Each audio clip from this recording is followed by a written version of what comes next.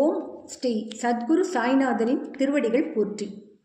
Hi friends, இந்த நாள் உங்கள் அனைவருக்கும் இனிமை மிகுந்த நாளாக அமைந்திட இறைவனை வேண்டி வீடியோவுக்குள் அளிக்கிறேன்.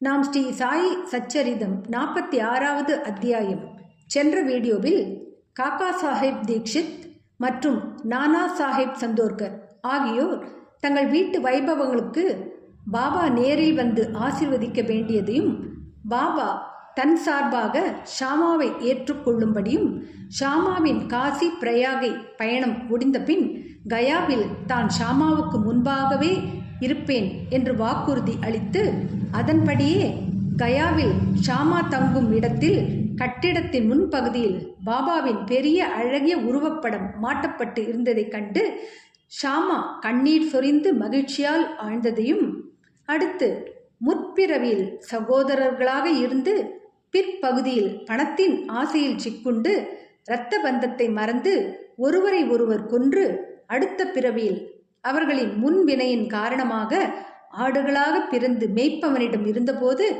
பாபா அவர்களை இனம் கண்டு கொண்டு மிக்க பரிவுடன் அந்த 2 ஆடுகளையும் அதிக விலை கொடுத்து வாங்கி தன் பணத்தில் அவைகள் வயிறார உண்ண பருப்பும் கொடுத்து, பின் உடன் இருப்போர் பாபாவின் செய்கை வினோதமாக இருப்பதைக் கண்டு கோபித்த போது பாபா அவர்களுக்கு அந்த 2 ஆடுகளின் முற்பிறவி கதையை எடுத்து கூறியதையும், அந்த ஆடுகளையும் மீண்டும் மேய்ப்பவரிடமே ஒப்படைக்கும்படி கூறியதையும் கண்டோம்.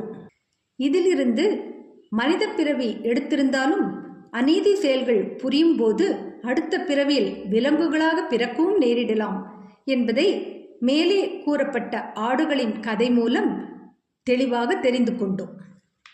இந்த அத்தியாயத்தில் பாபாவின் பூர்வ ஜென்ம ஞாபகங்கள், வீரபத்ரப்பா, சனபசப்பா ஆகியோர் எப்படி பாம்பும் தவளையாக பிறக்க நேரிட்டது என்பதை தெரிந்து கொள்ளப் போகிறோம். வாங்க வீடியோவுக்குள் போகலாம். அத்தியாயம் 47. பாபாவின் பூர்வ ஜென்ம ஞாபகங்கள். வீரபத்ரப்பா, சனபசப்பா, பாம்பு தவளை ஆகியோரின் கதை. 2 ஆடுகளை பற்றி பாபாவின் பழைய ஞாபகங்களை சென்ற அத்தியாயம் விவரித்தது. இது அத்தகைய இன்னும் பல ஞாபகங்களையும் வீரபத்ரப்பா, சனபசப்பா ஆகியோரின் கதையையும் கூறுகிறது. முன்னுரை. சாயின் முகம் புனிதமானது. சில கணங்களுக்கு நாம் நமது பார்வையை அவர்பால் செலுத்தினாலும் நமது முந்தைய பல பிறவிகளின் துக்கங்களை அழித்து நம்மீது பேரானந்தத்தை பொழிகிறார். கருணையுடன் அவர் நம்மீது நோக்குவாராயின் நமது முன்னைய கர்மவினை கட்டுக்களெல்லாம் அறுபட்டு மகிழ்ச்சிக்கு வழிகாட்டப்படுகிறோம். கங்கை நதியானவள் அவளிடம் குளிப்பதற்காக செல்லும் மக்கள் அனைவரின் பாவங்களையும் அழுக்கையும் நீக்குகிறாள். ஆனால் ஞானிகள் தன்னிடம் வர வேண்டும் என்றும் அவர்களது பாதார விந்தங்களால் தான் ஆசீர்வதிக்கப்பட்டு தன்னிடம் குவிக்கப்பட்ட அழுக்கு பாவங்கள் நீக்கப்பட வேண்டும் என்றும் மிகுந்த ஆவலுடன் விரும்புகிறாள். ஞானிகளின் பாதார விந்தங்களால் மட்டுமே இப்பாவ மூட்டை அழிக்கப்படும் என்று அவள் உறுதியாக அறிகிறாள். ஞானிகளுக்கெல்லாம் தலையாயும் முடிமணியாக சாயி விளங்குகிறார். அவரிடம் இருந்து இப்போது நம்மை தூய்மைப்படுத்தும் பின்வரும் கதையை கேளுங்கள். பாம்பும் தவளையும். ஒரு நாள் எனது காலை உணவை உண்டபின் ஒரு சிறு நதிக்கரை வரும் வரை மெதுவாக உலவிக் கொண்டிருந்தேன். களைப்பாய் இருந்தபடியால் அங்கு சற்று இளைப்பாறினேன். எனது கை கால்களை கழுவிக்கொண்டு குளித்துவிட்டு புத்துணர்ச்சி பெற்றேன். அங்கு மரங்கள் அடர்ந்து நிழல் மிகுந்த ஒரு வண்டிப்பாதையும் ஒற்றையடிப்பாதையும் இருந்தது. மெல்லிய இளங்காற்றும் இதமாக வீசிக்கொண்டிருந்தது. நான் புகைப்பிடிப்பதற்கு சில்லிம் புகைக்குழாய் தயார் செய்து கொண்டிருந்த போது ஒரு தவளை ஓலமிடுவதை கேட்டேன். சிக்கிமுக்கி கல்லை தட்டி நெருப்பு பற்ற வைத்த போது ஒரு வழிப்போக்கன் எனது அருகில் வந்து அமர்ந்து என்னை பணிவுடன் வணங்கி உணவுக்கும் இளைப்பாறுதலுக்கும் தன் வீட்டிற்கு வருமாறு அழைத்தான். புகைக்குழாயை பற்ற வைத்து என்னிடம் கொடுத்தான். மீண்டும் ஓலம் கேட்டது. அவன் அது என்ன என்று அறிந்து கொள்ள விரும்பினான். நான் அவனிடம் ஒரு தவளை கஷ்டத்தில் இருக்கிறதென்றும் அது தன்னுடையதேயான முந்தைய வினைகளின் கசப்பான பலனை அனுபவித்துக் கொண்டிருக்கிறது என்றும் கூறினேன். முந்தைய பிறவிகளில் நாம் விதைத்த பழத்தின் பலனை நாமே அறுவடை செய்ய வேண்டும். அதை பற்றி கதறுவதால் பலனொன்றும் இல்லை என்றேன். பின்னர் அவன் புகைப்பிடித்துவிட்டு குழாயை என்னிடம் கொடுத்துவிட்டு தானே நேரடியாக சென்று அதை பார்த்து வருவதாக கூறினான். அதற்கு நான், ஒரு பெரிய பாம்பு தவளையை பிடித்து கொண்டிருப்பதாகவும் தவளை ஓலமிட்டு அழுவதாகவும் முந்தைய பிறவிகளில் அவ்விருவருமே மிக கொடூரமானவர்களாய் இருந்தனர் என்றும் இப்போது அவைகளின் பலனை இவ்வுடம்பில் அனுபவிக்கிறார்கள் என்றும் நான் அவனிடம் கூறினேன். அவன் வெளியே சென்று ஒரு பெரும் கருநாகம் ஒரு பெரிய தவளையை தன் வாயில் கவ்விக்கொண்டிருந்ததை கண்டான். பிறகு என்னிடம் திரும்பி வந்து, இன்னும் 10-12 நிமிடங்களில் தவளையை பாம்பு தின்றுவிடும் என்று கூறினான். நான், இல்லை, அப்படி இருக்க முடியாது. நானே அதன் தந்தை, பாதுகாவலன். மேலும் நான் இப்போது இங்கேயே இருக்கிறேன். அப்பாம்பு அதை தின்பதை எங்கனம் நான் அனுமதிப்பேன்? வெறும் தண்டத்துக்கா நான் இங்கு இருக்கிறேன்? அதை எங்கனம் விடுவிக்கிறேன் என்பதை சற்றே பாருங்கள் என்று கூறினேன். மீண்டும் புகைப்பிடித்த பின்னர் நாங்கள் அவ்விடத்துக்கு நடந்து சென்றோம். அவன் பயந்து பாம்பு எங்களை தாக்கலாம் ஆதலால் மேற்கொண்டு செல்ல வேண்டாம் என்று என்னிடம் கூறினான். அவனை பொருட்படுத்தாது நான் முன்னே சென்று அந்த ஜந்துக்களை நோக்கி இங்கனம் விழித்து கூறினேன். ஓ வீரபத்ரப்பா, உனது பகைவனான பசப்பா தவளையாக பிறந்த போதிலும் தான் செய்ததற்காக வருத்தப்படவில்லையா? நீயும் பாம்பாக பிறந்தும் அவன் மீது இன்னும் கசப்பான பகைமையை வைத்திருக்கிறாயா? சீ, கேவலம், வெட்கப்படு. உன்னுடைய பகைமையை இப்போதே ஒழித்துவிட்டு அமைதியாக இரு என்றேன். இவ்வார்த்தைகளை கேட்டு பாம்பு தவளையை விட்டு உடனே அகன்று ஆற்றில் தாவி மறைந்து விட்டது. தவளையும் குதித்து புதர்களில் தன்னை மறைத்து கொண்டது. வழிப்போக்கன் மிகவும் ஆச்சரியப்பட்டான். அந்த மொழிகளை கூறியவுடன் பாம்பு எங்கனும் தவளையை போட்டுவிட்டு மறைந்தது என்பது தனக்கு விளங்கவில்லை என்றும், யார் வீரபத்ரப்பா, யார் பசப்பா, அவர்களின் பகைக்கு காரணம் என்ன என்றும் கேட்டான். அவனுடன் நான் மரத்தடிக்கு வந்து சிறிது புகைப்பிடித்த பின்னர் அப்புதர் முழுவதையும் பின்வருமாறு விளக்கினேன். எனது இடத்திலிருந்து 4-5 மைல் தொலைவில் மகாதேவரின் கோவிலால் புனிதமாக்கப்பட்ட ஒரு புராதன கஷேத்திரம் இருந்தது. கோவில் மிக பழமையானதாகவும் சிதிலம் அடைந்தும் இருந்தது. அவ்வூரார் கோவிலின் பழுதுபார்க்கும் வேலைகளுக்கு நிதி வசூலித்தனர். பெருந்தொகை வசூலிக்கப்பட்டதும் வழிபாட்டுக்கான ஏற்பாடுகள் செய்யப்பட்டன. பழுது பார்ப்பதற்கு திட்டமும் மதிப்பீடும் தயாரிக்கப்பட்டது. ஒரு உள்ளூர் பணக்காரன் பொக்கிஷதாரனாக நியமிக்கப்பட்டு முழு வேலையும் அவனிடம் ஒப்படைக்கப்பட்டது. அவன் ஒழுங்காக கணக்கு வைத்துக்கொண்டு தனது எல்லா விஷயங்களிலும் நேர்மையாக இருந்திருக்க வேண்டும். அவன் முதல் தரமான கஞ்சன். பழுது பார்க்கும் செலவுகளுக்காக மிக கொஞ்சமே பணம் கொடுத்ததால் வெகு சொற்ப முன்னேற்றமே காணப்பட்டது. எல்லா நிதியையும் அவனே செலவழித்து ஏப்பம் விட்டுவிட்டான். தனது பணம் ஏதுமே செலவழிக்கவில்லை. அவனுக்கு இனிமையாக பேசும் திறன் இருந்தது. வேலையின் தாமதத்தை பற்றியும் மிக சொற்ப முன்னேற்றத்துக்கும் சாமர்த்தியமாக ஒப்புக்கொள்ளக்கூடிய சமாதானங்கள் கூறினான். அவனால் ஆன மிகச்சிறந்த முயற்சியை செய்து உதவினாலன்றி வேலை பூர்த்தி அடையாது என்று மக்கள் மீண்டும் அவனிடம் சென்று கூறினர். அவ்வேலையை செய்து முடிக்க அவர்கள் அவனை வேண்டிக் கொண்டு மீண்டும் நிதி சேகரித்து அவனிடம் கொடுத்தனர். அவன் அதை பெற்றுக்கொண்டு முன்போலவே எவ்வித முன்னேற்றமும் செய்யாமல் இருந்தான். சில நாட்களுக்கு பிறகு கடவுள் மகாதேவ் அவனது மனைவியின் கனவில் தோன்றி, எழுந்திரு, கோவிலின் கோபுரத்தை கட்டு, நீ செலவழித்ததைப் போல் 100 பங்கு உனக்கு திருப்பித் தருகிறேன் என்று அவளிடம் கூறினார். இக்காட்சியை அவள் தன்னுடைய கணவனுக்கு அறிவித்தாள். அது அவனுக்கு கொஞ்சம் செலவு வைக்கும் என்று பயந்து அது வெறும் கனவே என்றும் அதை நம்பி செயலில் இறங்கத் தேவையில்லை என்றும், அல்லாவிடில் தன்னிடமும் ஏன் கடவுள் தோன்றி சொல்லவில்லை என்றும் கூறி சிரித்து மழுப்பி விட்டான். அவன் அவளிடம் இருந்து நெடுந்தொலைவிலாயிருந்தான். கணவன் மனைவியிடத்தே மனஸ்தாபம் உண்டாக்கும் நோக்கத்துடன் கூடிய கெட்ட கனவு மாதிரி தோன்றுகிறது என்றான். அவள் அமைதியாக இருக்க வேண்டியதாயிற்று.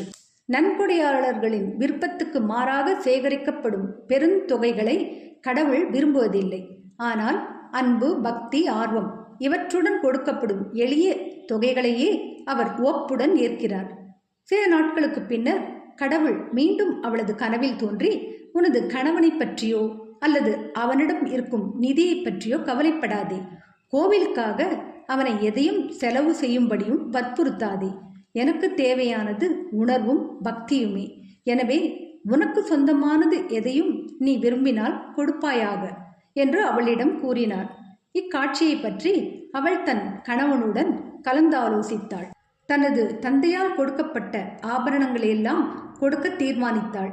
கஞ்சன் கலக்கமடைந்து கடவுளையே இவ்விஷயத்தில் ஏமாற்ற தீர்மானித்தான்.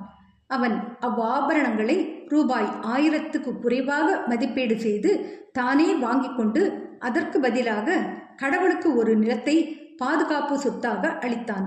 இதற்கு மனைவியும் சம்மதித்தாள். இந்நிலமும் அவனுடையது அல்ல. டுபக்கி என்ற ஏழை பெண்மணி ஒருத்தி அதை அவனிடம் ரூ. 200க்கு அடமானம் வைத்து நெடுநாளாக அதை மீட்க முடியாமல் இருந்தாள். எனவே கபடமான அக்கஞ்சன் தனது மனைவி டுபக்கி மற்றும் கடவுள் அனைவரையும் ஏமாற்றினான்.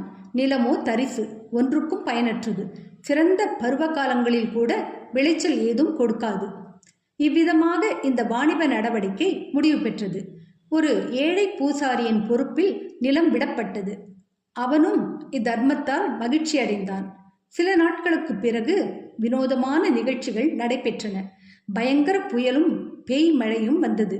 கஞ்சன் வீட்டில் இடி விழுந்து கணவனும் மனைவியும் இறந்தனர். துப்பகியும் மரணமடைந்தாள்.